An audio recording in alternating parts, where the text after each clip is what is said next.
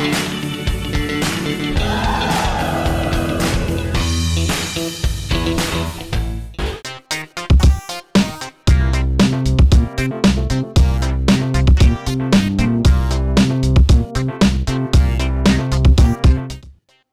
దశాబ్దం క్రితమే ఎవరు ఊహించినంత భారీ పారితోషికం తీసుకున్న రికార్డ్ కత్రినా కైఫ్ సొంతం.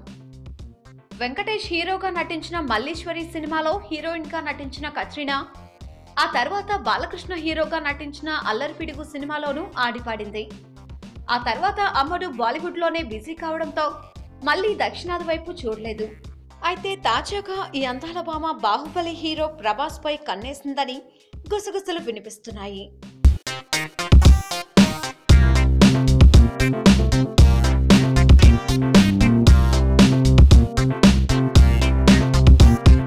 త్వరలోనే ప్రేక్షకుల ముందుకు రాబోయే తన జగ్గా జాసూస్ సినిమా ప్రమోషన్స్ లో పాల్గొంటున్న కత్రినా కైఫ్ సైమా అవార్డ్స్ వేడుకలోనూ ఈ సినిమాకు సంబంధించిన ప్రమోషనల్ ఈవెంట్ లో పాల్గొంది.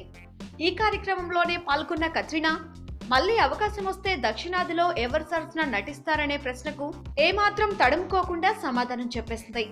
దక్షిణాదిలో విక్రమ్ అద్భుతమైన స్టార్ అనేసిన క్యాట్, బాహుబలిలో ప్రభాస్ నటన సూపర్ అని చెప్పింది. అందాల భామ మాటలు విన్న వారంతా ప్రభాస్ సరసన నటించేందుకు కత్రినా ఆసక్తి చూపిస్తుందని చెవులు కోరుకుంటున్నారు.